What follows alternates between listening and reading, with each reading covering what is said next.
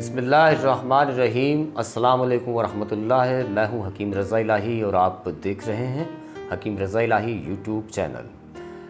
नाज़रीन, एक बड़ा मर्ज़ है अजीब सा, इसको हम न्यूरोपैथी डिज़ीज़ भी कह सकते हैं, न्यूरोपैथी मस्कुलर डिज़ीज़ भी कह सकते हैं। अच्छा, इसमें ये होता है कनपट्टियों पे प्रेशर रहता है ख़ुसूसन इन हिस्सों पे, और उसके साथ साथ गर्दन में खिंचाव और कानों में अजीब अजीब सी आवाज़ों का महसूस होना, नींद में यानी बेख्वाबी की कैफियत रहना, इसके साथ साथ ये नस पे नस चढ़ जाना, गले में खुश्की आना, इस तरह की अलामात जो है ये पाई जाती हैं। अच्छा, इनके लिए बेहतरीन चीज़ है, एक नुस्खा है शॉर्ट सा, वो मैं शेयर कर दूँ।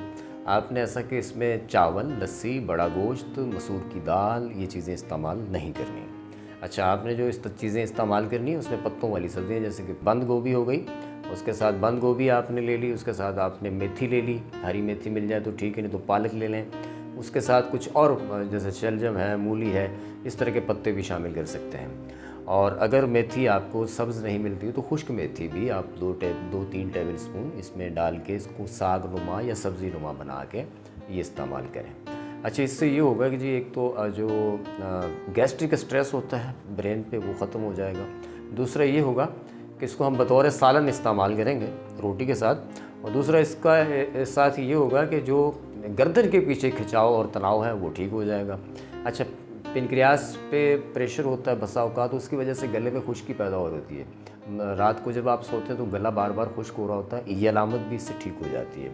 अच्छा, ये तो हो गया इलाज बिल ग़िज़ा, है ना। तो ये कुछ दिनों तक आपने इस पे अमल करना है।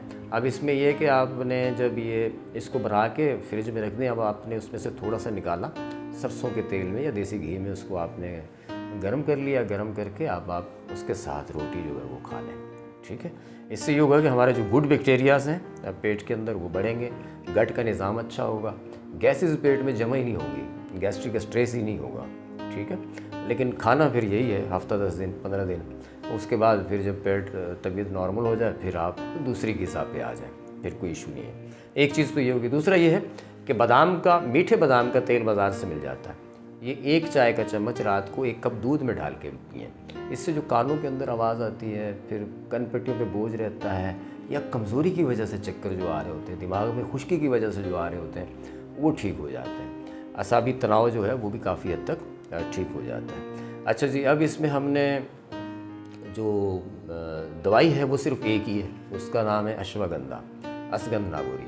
उसको अच्छी तरह से बारीक पीस के रख लें, आधा चाय का चम्मच उसका सुबह शाम लें।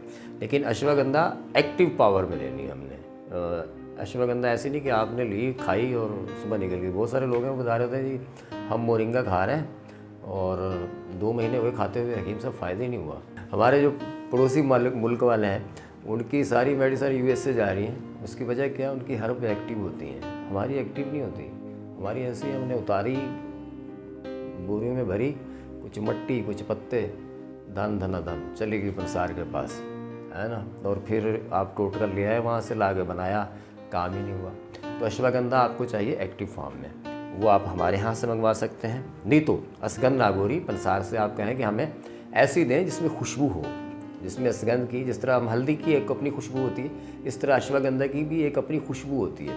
उस अश्वगंधा को आप बारीक पीस के पाउडर बना के आधी चम्मच सुबह शाम खाएं, कुछ अर्सा खाएं, इंशाल्लाह ताला इससे आपका जो मेंटली स्ट्रेस है वो काफ़ी हद तक बेहतर होगा, गर्दन के पीछे का खिंचाव हट जाएगा, और जो ये रस्सी सी बंधी हुई महसूस होती है ना सर पे, एक बोझ सा, एक दर्द सा, ये भी ठीक हो जाएगा।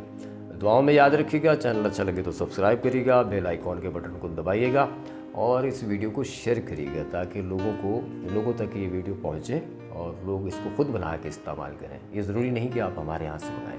दुआओं में याद रखिएगा जी। अल्लाह निगहबान।